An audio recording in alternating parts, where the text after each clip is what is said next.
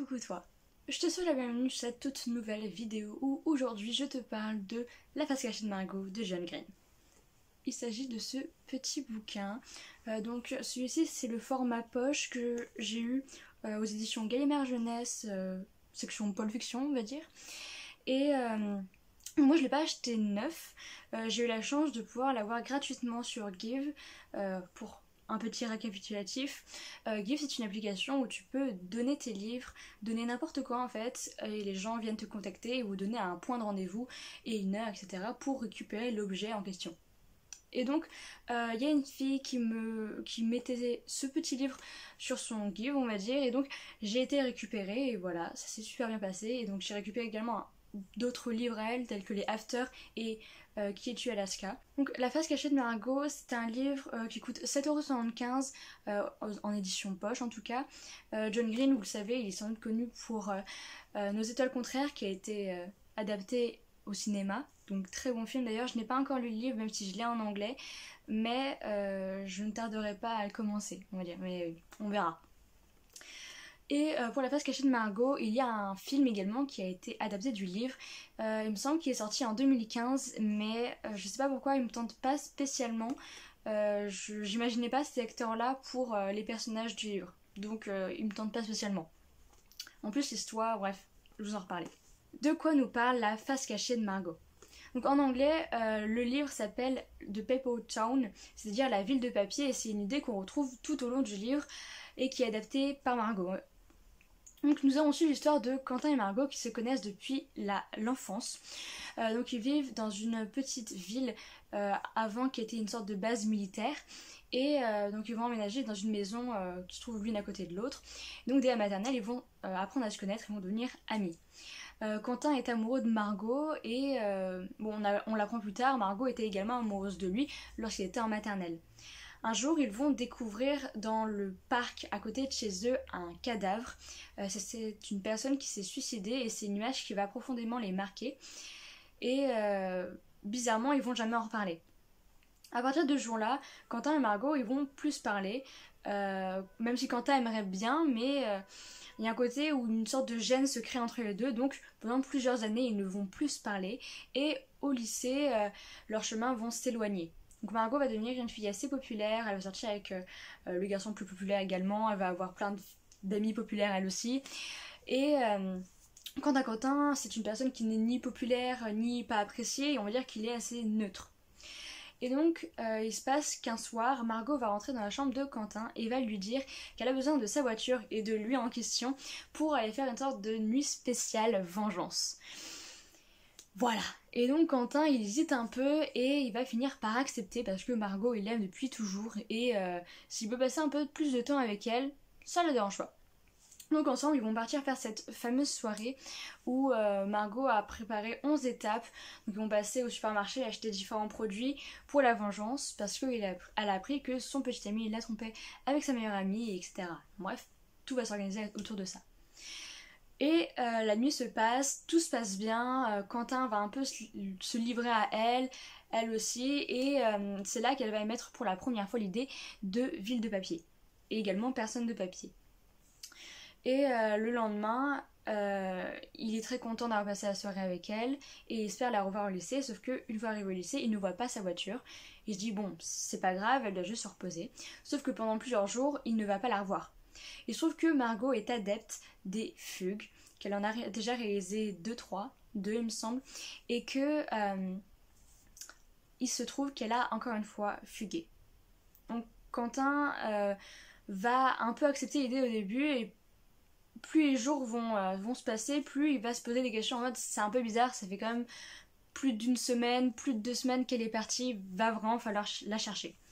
Et donc lui un jour va commencer à trouver des petits indices qu'elle a laissés et ça va le mener à différentes quêtes. Donc l'histoire tourne autour de cette recherche de Margot grâce aux indices qu'elle aurait laissés et donc Quentin va essayer de la retrouver. Donc, clairement, qu'est-ce que j'ai pensé de ce livre? J'en avais énormément entendu parler et donc je me suis dit que c'était un livre qui devait en valoir la peine. J'avais vu Nos étoiles contraires en film et je l'ai pas lu encore une fois, mais c'était un film que j'avais énormément aimé et j'ai trouvé l'histoire vraiment incroyable, donc je me suis dit vas-y lance-toi dans La face cachée de Margot.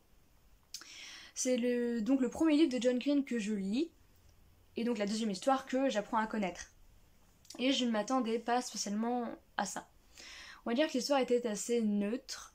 Pendant tout le long, Quentin va essayer de retrouver Margot grâce à ses fameux indices. Donc tout d'abord avec le poster qui se trouve derrière le store de la chambre de Margot, vu que la chambre de Margot et celle de Quentin se font face. Et j'ai trouvé quand même l'histoire assez longue, dans le sens où je comprends la quête de Quentin de vouloir retrouver Margot, mais il y a beaucoup de longueur avec la répétition des indices, le fait qu'il soit perdu, qu'il ne parvienne pas à trouver d'autres indices. Ça tourne en rond et c'est très très long pour le lecteur. En ce qui concerne les personnages, j'ai trouvé qu'ils étaient tous, on va dire, assez clichés des étudiants américains. Dans le sens où Quentin n'est pas le garçon qui est détesté, mais en même temps, il n'est pas énormément apprécié, il est assez neutre. Et on va voir son groupe d'amis qui représente un peu le groupe, le trio des étudiants américains. Où genre on trouve le fêtard, celui qui est très concentré sur la technologie, bref, il s'occupe de sites internet. Et lui qui est juste le garçon un peu neutre. Et en même temps on a Margot qui a un côté assez énigmatique, mystérieuse, la fille inaccessible on va dire. Mais voilà. J'ai trouvé les personnages assez clichés, mais ça m'a pas trop dérangé parce que j'ai trouvé assez sympa au final. Même si il y a un côté où je trouvais que Margot, par exemple, manquait un peu de fond. Je la trouvais assez basique, on était un peu à la surface de sa personnalité. Et donc j'ai pas réussi à m'attacher. Je me suis attachée à aucun personnage d'ailleurs, parce que ils étaient trop caractéristiques de ces fameux étudiants, et donc je voyais pas en quoi ils avaient une personnalité à eux, quoi. Un des points par contre que j'ai vachement apprécié dans ce livre, c'est le thème de l'amitié que l'auteur traite extrêmement bien. C'est une amitié qui m'a fait plaisir dès le début et je l'ai véritablement perçue par rapport à leurs discussions, leurs taquineries, leurs blagues, etc. Qui peuvent parfois être lourdes.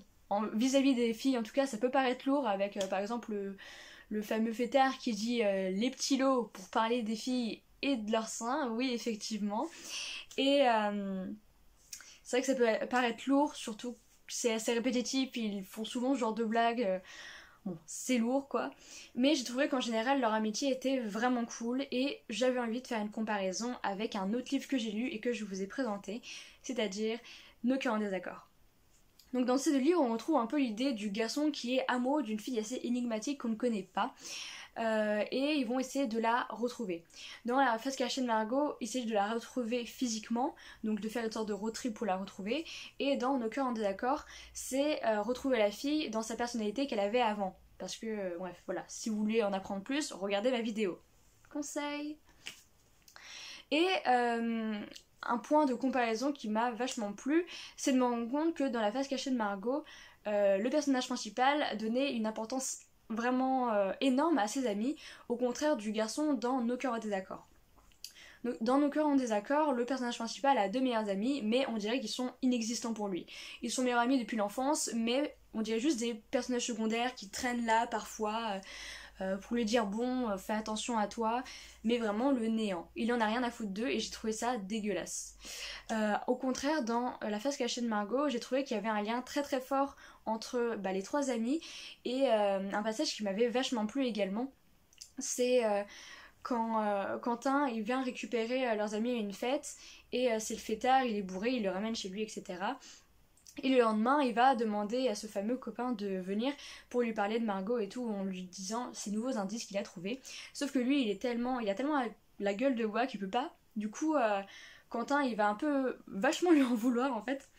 Et il y a son autre pote qui s'appelle Radar, donc le gars qui tourne autour de l'informatique, qui lui va pouvoir venir et va lui expliquer que on est tous différents, que son autre fêtard a ses défauts, il a ses qualités, mais Quentin ne doit pas projeter ses envies, sa personne en tout cas, sur son autre ami et que on s'accepte tel qu'on est. Par exemple, Radar, lui, il est beaucoup trop concentré sur son site internet qu'il gère. L'autre pote, il est beaucoup trop concentré sur les filles et les soirées. Et lui, il est beaucoup trop concentré sur Margot. Pourtant, malgré ça, ils s'acceptent, ils vivent très bien ensemble et c'est super. Et j'ai trouvé vraiment bien cette idée d'acceptation et du fait que on n'est vraiment pas parfait, mais que justement, ces liens nous rapprochent et que c'était vraiment très bien développé. Au contraire, dans Nos cœurs en désaccord, il n'y a aucun lien entre les amis. C'est des personnes qui sont là sans vraiment être là. On voit pas de phrases, de discussions entre eux qui nous permettraient de voir qu'ils sont véritablement meilleurs amis depuis l'enfance. Et dans Nos cœurs en désaccord, lui, il est véritablement omnibulé par cette fille, une idéalisation du personnage, et ça m'a juste dégoûtée. Pareil, dans La face cachée de Margot, Quentin idéalise totalement Margot, cette image de cette jeune fille qu'il connaissait depuis l'enfance, qui a grandi, qu'il trouve extrêmement belle, mais qui n'a jamais osé réapprocher.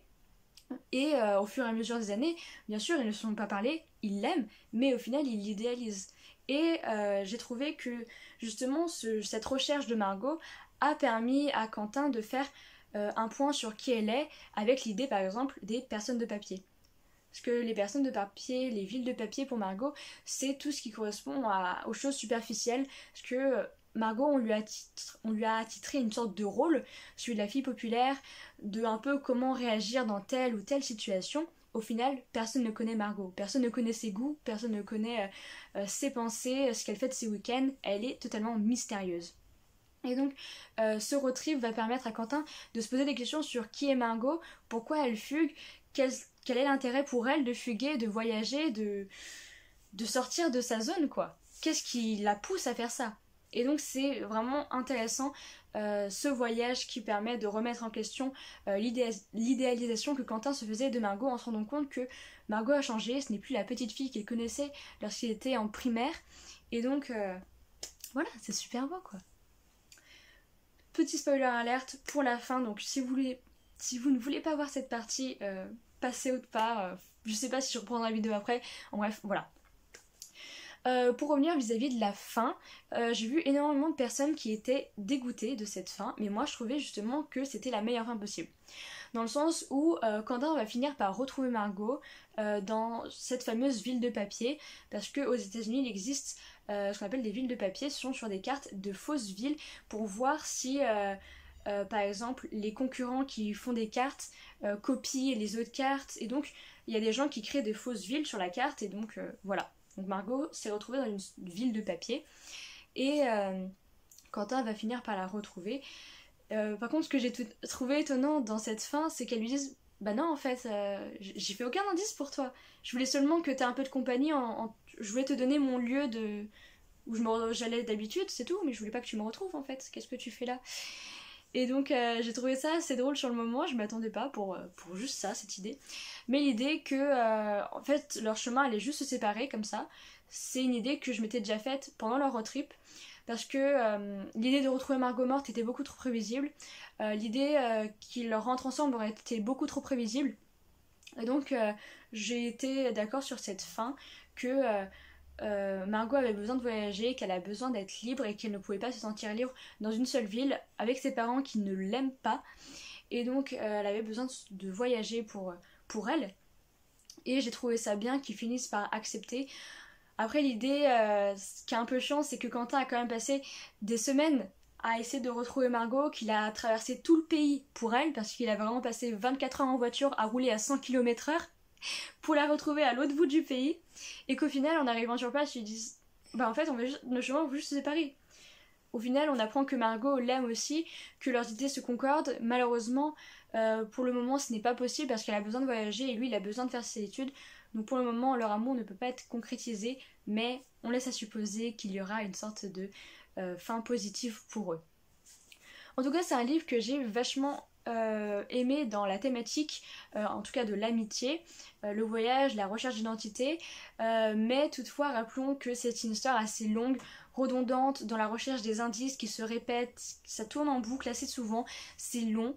Il y a des moments où je me suis vachement ennuyée, et donc j'allais pas arrêter ma lecture non plus, mais c'était pas une lecture très prenante. Et c'est ce que j'ai vérifié en regardant sur Goodreads pour voir les évaluations, et il y a beaucoup de gens qui étaient assez d'accord sur ce point-là, c'est que c'était long, la recherche de quête était une boucle perpétuelle, on retrouvait un indice, on faisait des hypothèses, il y avait des idées qui étaient bonnes, on retrouvait un indice, en bref c'était très très long.